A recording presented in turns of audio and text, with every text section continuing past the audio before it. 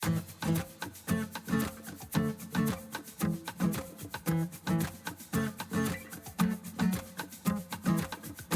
podcast is a quest for well-being, a quest for a meaningful life through the exploration of fundamental truth. Enlightening ideas, insights on physical, mental, and spiritual health. The inspiration is love. The aspiration is to awaken new ways of thinking that can lead us to a new way of being well. Welcome to Body, Mind, and Soul Healing Conversations.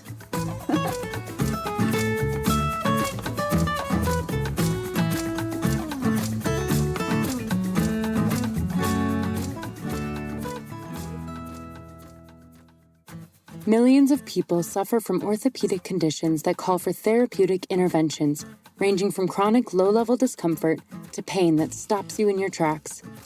Over the years, I've observed that with physical and emotional discomfort, we subtly adjust our life around our deficit. If our knee hurts, we take the stairs less frequently. If our back hurts, it affects how we sit down and stand up. Sciatica and chronic knee pain are perfect examples of this. Sometimes, when recovering from an injury, it is essential to do this so as not to re-injure ourselves. Other times, discomfort eclipses previously enjoyable activities because they've become too difficult. Before we know it, our ongoing discomfort has limited our ability to fully participate in life. Yoga Bones offers condition-based yoga therapy for readers to design their own home practice, to heal pain, and to increase life engagement. Valerie Attelis interviews Laura Staton, the author of Yoga Bones, a comprehensive guide to managing pain and orthopedic injuries through yoga. Laura Staton holds a master's degree of science and occupational therapy from NYU and is a CIAYT yoga therapist specializing in injury rehabilitation. She works as a senior occupational therapist at a Northwell Health teaching hospital and is the co-author of Baby Om, Yoga for Mothers and Babies. Laura is passionate about yoga's powerful effect on physical and emotional well-being and how this interacts with daily life. For many years, she was a dancer and choreographer in NYC and received her BFA from the Juilliard School. Meet Laura at laurastaton.com. Here's the interview with Laura Staton.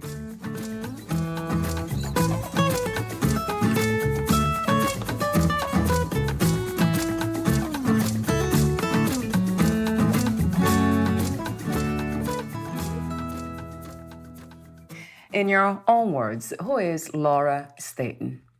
Well, I guess very simply, I'm a grown-up. I am a female. I live in Brooklyn. I've been in New York for over 30 years. I was a former performer, modern dancer, choreographer in the city for years, and that was really great. And then I sort of segued into yoga. And then from there, I kind of segued into occupational therapy. And now I can say that I sort of feel like I encompass kind of all three of those traditions. I'm a mom. I live in Brooklyn, like I said, have 2 birds. That's cute. Nature, in your house. That's wonderful. The official first question, besides the first one, which is one of the most important questions I ask, who are you, is the wellness and well-being. Do you separate them? Do you have different definitions for them? Yeah, I mean, I think wellness is always a pursuit. I think it's something that we try to do we can do in our lifestyle in order to achieve a sense of well-being. Right. So I don't think that they're the same thing. I think that wellness is something that we continually can work on through the lifespan, which is one of the reasons I like OT so much and one of the reasons I like yoga so much. They're so complementary and generous with both those things. What is healing to you, and what are some of the misconceptions we have about healing, Laura? I think healing to me is being able to define something in yourself that's not working as well as you want it to be working. you know, Right. like it could be something ancient from your childhood. It could just be something very practical that you feel like you could be more focused on. It could be identifying some kind of physical pain or emotional pain or psychic pain almost. It could be some deficit that you feel like you've perceived, and then actually working on that, you know, actively working on it. And I think whatever you do to identify a problem and then work on that problem in whatever form you do it is healing, is a healing action. And then it's something that we might be practicing for the rest of our lives in a way, because there's no destination for healing, right? Yeah. I mean, I guess in a way it's sort of a mindset, you know? I think there are people that can go through life feeling like they're evolving and changing and working on stuff. And I think that there are people that probably, I mean, in a way, I guess that's a little bit of a luxury. And then there's some people that aren't able to do that for whatever reason. They're maybe troubled with other things. They have other issues going on. They didn't grow up in an environment where that was possible. So, I mean, I think it's a luxury to be able to focus on your own healing. But I think even in small ways, people can do that. Do you see all forms of healing being self-healing? Oh, God, that's such a great question. I mean, I guess I do sort of believe that the more you can heal from within, the more it expresses in your life as you move through your life and as you interact with life. So I think in a way they're mutual. They're not completely, you know, it's not like a self-centered kind of thing, but I think that you have to put yourself in the healing. What is your understanding of what is to be spiritual? I mean, for me, that's a loaded word. For me, I think spirituality comes from feeling connected to something that you feel like takes you in a way either out of yourself or into yourself, or something with both. I mean, I have a physical practice. I have a practice that I feel is spiritual, but yet I'm an atheist. You know? Yes. So for me, spiritual has nothing to do with religion, but it has to do with a deeper process that goes on within you and around you and your relationship to your environment. Yes, it's very personal in a way. Yeah, absolutely. Yeah, what I hear about yoga, even the word yoga means union, body, mind, spirit. So isn't that a spiritual practice, Laura? I mean, I think it is a spiritual practice, but a spiritual practice isn't a religious practice. Right. It's a practice of self-evolution, going through the body, the breath, self-discipline, you know, concentration, meditation. It's all towards a greater divine, and a divine in yourself, and that, or in the universe, or in God. It can be many, many different things. Another question I have for you. You wrote the book Yoga Bones, a comprehensive guide to managing pain and orthopedic injuries through yoga. Before I ask you some more questions about your book, how is pain connected to suffering? Can they be somehow a different component? Can they be something different? Those two pieces. I mean, I think pain can cause suffering. Yeah. I mean, I guess that's an obvious link. And I think that it can be you can have obviously physical pain, you can have emotional pain. You know, often emotional pain is a harder pain. I think people respond to pain differently and they have different pain tolerances. You know, I think some people use a little bit of pain to motivate themselves. I think some people that have less of a tolerance for pain, pain can be crippling.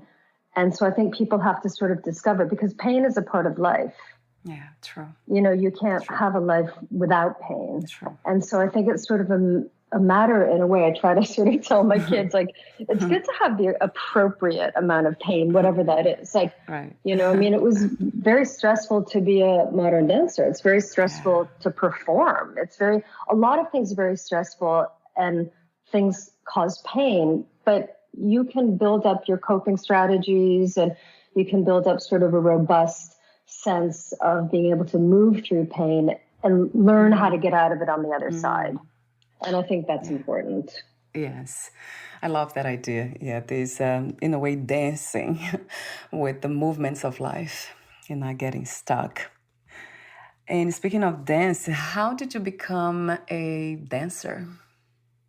I guess it was one of those things that I felt like I was relatively good at. And I guess more, I felt like I was a performer. I felt like I was able to perform. And I didn't go into acting, I went into dance because I think that I felt like I was able to feel things in my body. And that was really, your body is a great vehicle, that can move you right through to yoga and right through to OT. Often people would say to me, if they hadn't seen me in 10 years, they'd be like, well, I can't believe you're doing OT. You were a dancer. What happened? And I was like, well, but they are so similar. The body expresses itself in so many different ways, and they're subtle and they're not subtle and they're energetic and they're complicated and they're beautiful. So, I think I learned to listen to my body as a dancer. Is intuition connected to this idea of listening to the body, or the body has a life of its own? It operates on its own? Intuition, yeah, I think you can learn to listen to your body. I think absolutely you have to learn how to listen to it, because I think people that were never, there's skills, there are techniques for you to pay attention to your body. I think that we grow up in a culture that doesn't really allow us to do that. I think the culture is changing, but I think a lot of us have grown up either in family structures or cultural structures where your body is objectified, your body is something for you to get something or achieve something or a way to get to point A or point B. And there's not a lot of listening that we learn to do. Making the body this object to just get us where we want to be, the mind wants us to be, and always making it work all the time, telling it what to do and not listening to it. Yeah, and we get exhausted. We get psychically exhausted. We get physically exhausted. We push ourselves, and often there's a whole thing for years and years and years about how there's even a book, The Body Keeps the Score. Our bodies tell us information. So it's very important. I've done some student podcasts recently, a few of them. A lot of students in school, in OT school, one of the new mediums they're doing for their graduate programs is they're doing podcasts. And they were asking me whether or not they feel that yoga should be a part of the OT curriculum. And I was like, absolutely it should be, because, dance started this process for me, but yoga really helps you put the mind and the body together. And I think in order to become a more effective or in-touch therapist, I think that it's important to be able to understand where your own body is in space and your relationship to your own body and your pain and your feelings and your alignment and standing up straight and moving through space so you can help someone else do that. True. So true. And I think it's not an easy skill to learn. It's a whole sort of depth of practice and field. And that takes self-awareness too. That's important too. Let me ask you a few more questions, the warm-up questions, Laura. What do you think is the purpose of the human experience? I guess I would say to learn and to grow. And I know that seems very simplistic, but I don't think it necessarily has to be a grand existence. I think all lives are equal, and, we are lucky to be alive, and we're only alive for a short amount of time, relatively. And a lot of life can happen in that. And I think we need to learn about ourselves and learn about our environment and learn about the cultures that we're in. And, I think if you can serve your community and serve others, I think that's really good if you have that capacity to do that. I think that is also excellent. When I think about growth, I do think about self-knowledge, self-awareness, inner peace. Do you also measure growth from those perspectives? I mean, I think that we all go through periods in our life where we feel like we have more inner peace or we're growing more. Yeah. Like adolescence and child, like your first year of life. There's a whole sort of span of human development. But I think that it's important to be able to not put pressure on yourself to always sort of grow and change in a certain kind of way. I feel like there are times when you grow and you have pain and you learn things, and then there might be a period of time where you're not as much, and you need to be more reflective and sort of take care and go inward. And I think it's important to know that. And Yoga Bones came a little bit out of that because I was working in a hospital, and people would come in, and they might come in for like having fallen down. They'd have a hip replacement or something, or they'd fall and have a hip fracture, and they'd be in rehab, and I'd be working with them, and they wouldn't be able to, say, put on a sweater or a shirt because they couldn't use their arm. And I was like, so what happened with your shoulder? And they're like, well, I don't know. It just stopped working a couple of years ago. I'm like, well, what do you think happened? They're like, I don't know. I didn't ever get it checked out. It just stopped working, and it might even be bilateral shoulders. So I kept feeling like there's so many times where people, they don't know that their life has become smaller because they haven't been able to identify that there's something wrong. They haven't been able to identify that, or they feel not empowered to try to, or they're not in a situation where they can fix it, So they just sort of live with pain, and then living with pain means that there's a reduced life, sort of back to your question of pain and suffering. It means that there's reduced life participation. Right. You're not going out to live your most full life at whatever age you're in, whatever part of your lifespan you're in. If you have pain and your functioning has become decreased, and you're not able to function to the fullest of your capacity at that moment.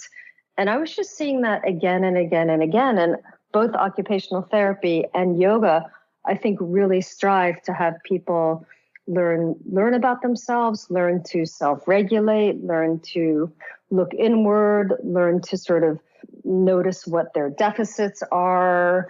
And and yoga, for instance, they both sort of increase balance and improve function and maybe decrease reactivity. So they both kind of are healing practices and work on increasing function. And it's hard to imagine that some people actually choose to live in pain instead of learning the reasons why they're in pain. Would you say fear gets in the way? Yeah, I mean, I'm sure fear, and also just I think sometimes people have this feeling that it's just they learn to live with it. Right. I mean, that's what I hear again and again and again and again and again. Yeah. That you just and sometimes things are misdiagnosed. Sometimes things aren't caught for a long time, and it's just like, I've had back pain for a long time. Not me, but someone will have back pain for a long time, but it might be more serious. It might be stenosis, or might come from a herniated disc or something. And so sometimes people identify it, but they just think that they don't know how to fix it. Yeah. So it could be fear, or it could just be a lack of tools. And that's also why I sort of felt like, well, let me do something where I can have people that actually have identifiable issues and give them something that they can work on. So they don't have to go on YouTube. They don't have to search the internet. They they can, if they know that they have a herniated lumbar disc, I have something that will probably help them. If they have a frozen shoulder, I can give them something that will help increase mobility and strength. Yes. It's just in a yoga way. So yeah, I mean, I do think it's fear, but I think it's also just sort of sometimes not feeling that you have the power or the information to make change. Thank you for doing that, Laura. That's a beautiful, compassionate work. Generous, too. In your book, you cover the spine, lower back, upper back, shoulders. You have different sections of the body, pelvis, knees, extremities. So it's very detailed and easy to use. And let me ask you a question. Yoga bones, is that a method that you have created? Oh, no, not at all. That was just a title. Okay. It was just really, I just found myself, because I work in occupational therapy professionally and I'm a yoga therapist. Yeah. Professionally. Yeah. Well, meaning just that's how, you make money. And Yeah. so I just felt like there was so much often like some hostility between the two factions. Like sometimes yoga people would just be like, well, the Western medical profession, it all just wants to control you. It only looks at certain body parts and they just want to give you a pill and, don't have that hip replacement, do yoga. And it was kind of like, well, no, that's not true. And then you'd have Western medicine going, yoga people, they're all flakes and they don't know what they're talking about. And they just want people to breathe and think about their chakras and they have no idea. And it's like, oh, no, that's not true. Right. So I was just like, and I just felt like I had a foot in both doors, really. And I was operating in both worlds and I was having similar conversations in both places. I was bringing yoga into my Western medicine practice, and I was, firmly believing in a Western medicine, like biomedical, evidence-based approach with yoga as well. So do you offer occupational therapy online or just in person, Laura? No, I do. I mean, now because of COVID, everything is Zoom. So I do, lots of Zoom, privates with people. I have one later today. And I kind of, even if they want a yoga class, I mean, I do yoga, but I probably assess them first in kind of like an OT type of way. I'll assess their range of motion and their balance and their function, or I will just kind of look at how people are getting in and out of bed and how they're sitting and how they're standing and how safe they are. It really depends on the person and what the situation is. So I think I actually authentically look at both things at the same time. And when I'm working with a patient in the hospital, I'm often having them do yoga interventions. I get them prone, I get them doing baby back arches, I get them, on their stomach, because I think get enough people on their stomach a lot in the hospital because it's, hard. It's hard to be in your stomach. And as we age, the spine gets stiff and people don't lie in their stomach. So I'm sort of always incorporating both wherever I feel like I see the deficit. You said yoga is the most comprehensive approach that you have found because it can be used through one's lifespan to enrich the emotional, physical, energetic, and introspective aspects of self-healing. So introspective aspects of self-healing, I never heard it that way. What would that be? Meditation? I mean, yes, it could be meditation. There's a lot of information that's been done, I guess in maybe the past 10 or 15 years about how meditation increases neuroplasticity. Yeah. So that's nothing new.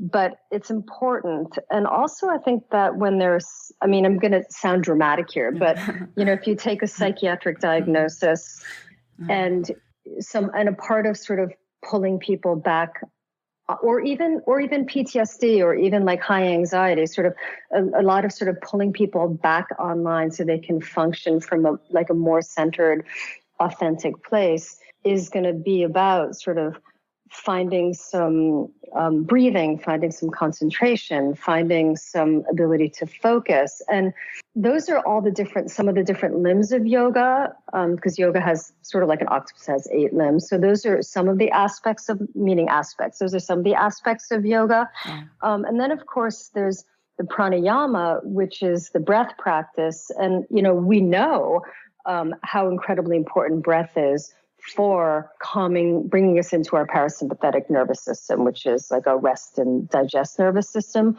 And so yoga for me, it's a practice that encompasses, it has so much depth and so much dimension that you can work on many different aspects of it. And when I was dancing, I probably was working most on the asana, which is kind of what people think about yoga, and the asana aspect of it, because I was working with my body so, concretely. But, for me, it could, for other people, it could be running, it could be walking, it could be Tai Chi or Qigong, or, you know what I mean? It could be dancing. It doesn't have to be yoga. But for me, I've been doing it for 30 years because it's a practice that I keep exploring and learning. And it's like the gift that keeps on giving, the more you do it, the more you learn and the more it gives you and enriches your life. Wow. That's how how I think of the yoga practice is really, it's a whole sort of bouquet of depth. And yes, it's very much sounds like it. The more I hear you, the more I'm like, oh my God, I have to. Not that I have to, but it inspired me to look for some practice yoga. I got my boyfriend doing yoga.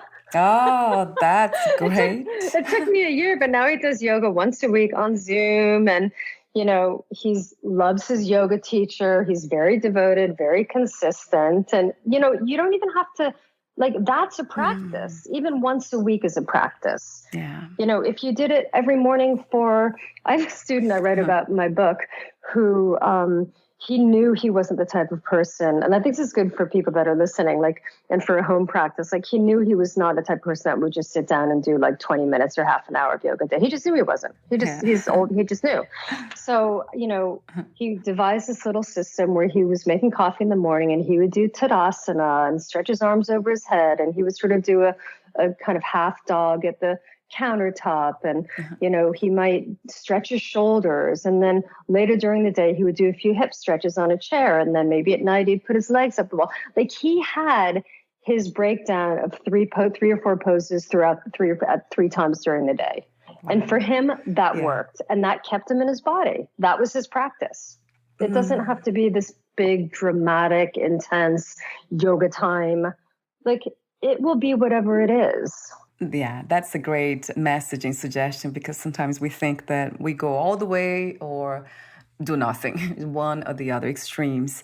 But I noticed that women are a lot more interested in yoga for some reason. Do you see that too? Have you seen that throughout the years? Yeah, I mean, it's sort of sad in a way. It's like the packaging of femininity and youth and beauty. Yeah. I guess there's that part of it. That part of it is there. And probably women are just also, on a less negative note. I mean, women are probably also just a little bit more experimental sometimes. They go to dance and, there's just a little bit more of a willingness. And there's not necessarily a sports culture in the same way that there is with men. Yeah. But I do think that's changing. Traditionally yoga in this country was very Caucasian. And that I think that's changing as well. And there's more awareness of that, not being such a stereotype. And, there's a lot of discussions about cultural appropriation and yoga. And I think that those are all important discussions to have as well. Right. But yeah, women are definitely a part of that. Women are definitely a part of that trend. Absolutely. It might be because women, like you said, we love to explore. We're more open to new things and more flexible in general, mentally, emotionally. I think so. And I think that women also tend to, this is probably another generalization, but I think that women tend to be able to care for themselves a little bit more directly than men do sometimes. I think it's a little bit easier. We make our doctor's appointment, we make our dentist appointments. I think it's a little bit more a part of what we do. We have our gynecological appointments, every year, your pap smears, whatever it is. I think that women, they do that more regularly than men do in general. Yes. That's probably part of that as well. That is sad to hear. So we women, it's almost our responsibility to kind of help men, assist them, or inspire them in this self-care kind of idea world, so they can do that more often too. Yeah, I mean, I think that happens. I definitely think that happens, and I'm hoping that with my book, a lot of students that I had when I started a yoga program in my hospital, and I would have 70 and 80-year-olds coming in that had fallen down and broken their hip or their shoulder, their ribs or their back, and they would be doing yoga for the first time. And they often were they were interested in, they were also really excited about it because their grandchildren were doing yoga. Right. And so that was like another kind of form of bonding. So I'm hoping that, like, different generations can help other generations and other genders be successful in their self-discovery and exploration of their own body, because it's a really fascinating thing to explore, your own connection to your body. Explore the pains we have, emotional and physical pains. Like, it's really, can I stop thinking about this, that some of us choose to hold on to pain and we live with it. That's really sad.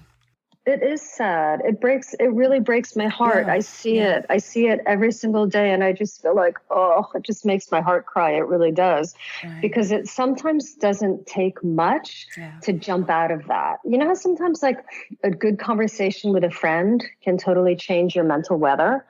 Or if you go on a walk, it doesn't always, like we were saying earlier, it doesn't always have to be this big.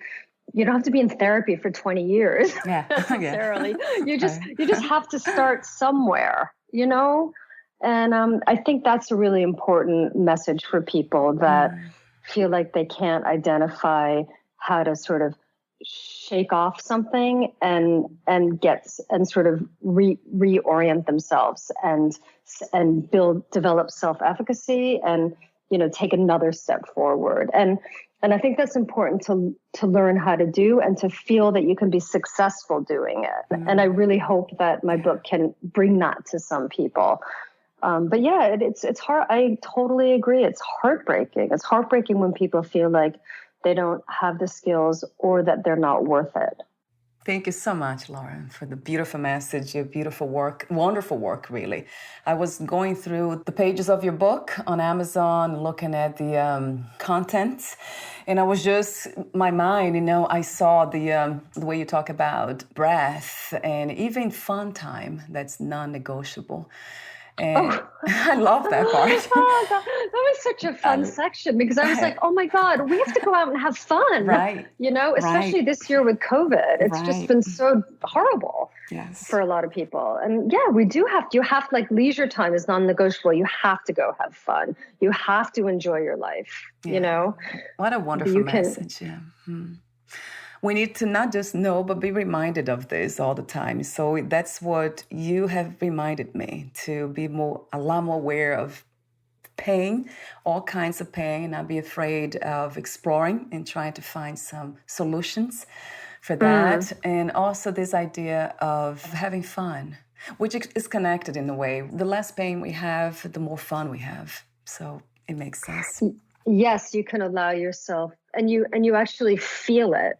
You can feel fun and experiences in a different way if they're not filtered through a lens of anxiety, of pain, of sort of self, or even self. Sometimes when you're stuck in a certain place, there's a certain kind of self-pity that can come with that, or self, sorrow for yourself. And, all of that impacts our healing. Absolutely. Thank you so much again for your work. Thank you so much for your work. I think your work is very unique and special. Just talking to all these really amazing people that you talk to. It's quite intimidating. I was quite intimidated to come on your podcast.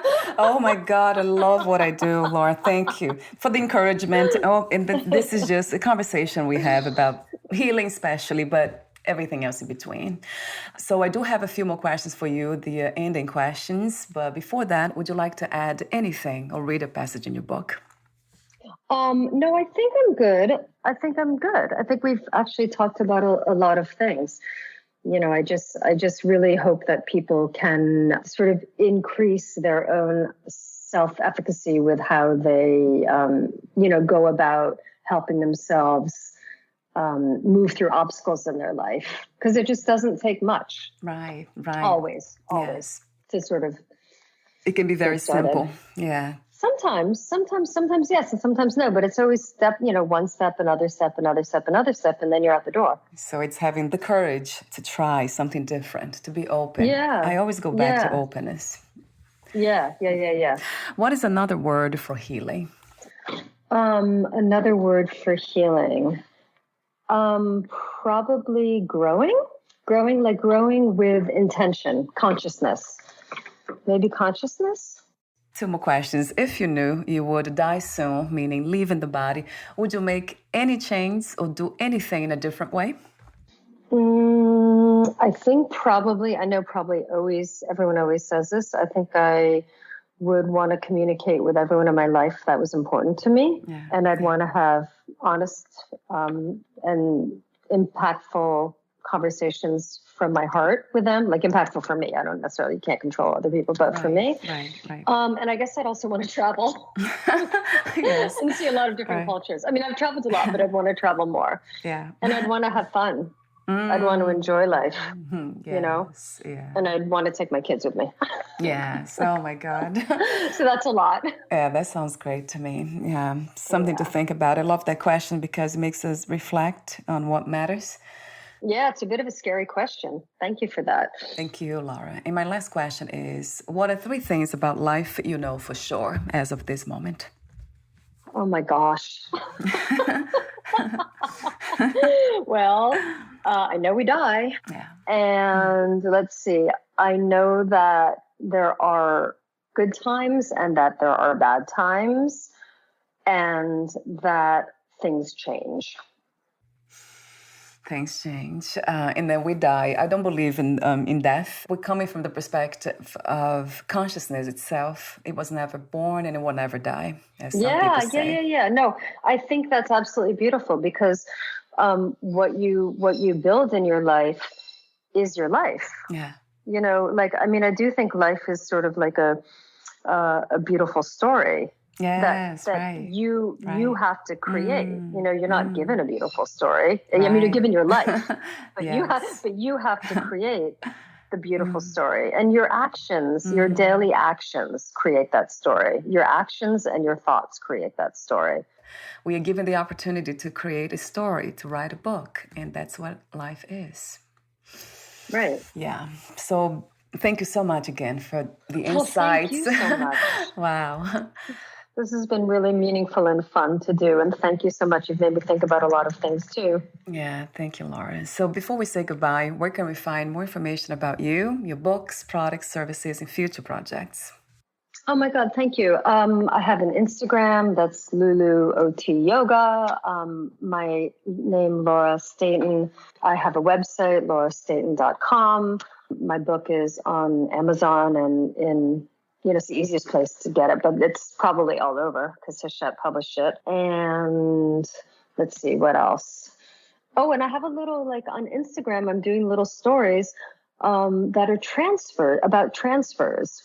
And so they're transfer videos. So that's kind of pulling the OT piece in, where if people have trouble getting up or transferring down to the floor or getting out of bed, I'm doing a whole little transfer series. So that's really exciting for me right now because I'm a little obsessed with transfers.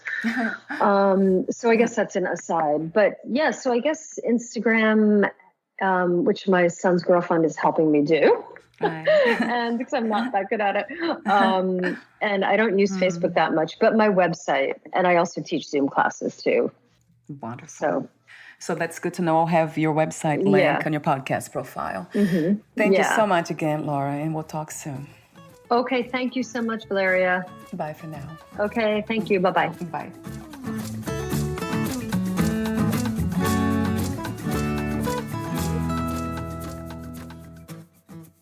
Thank you for listening. To learn more about Laura Staton and her work, please visit laurastaton.com.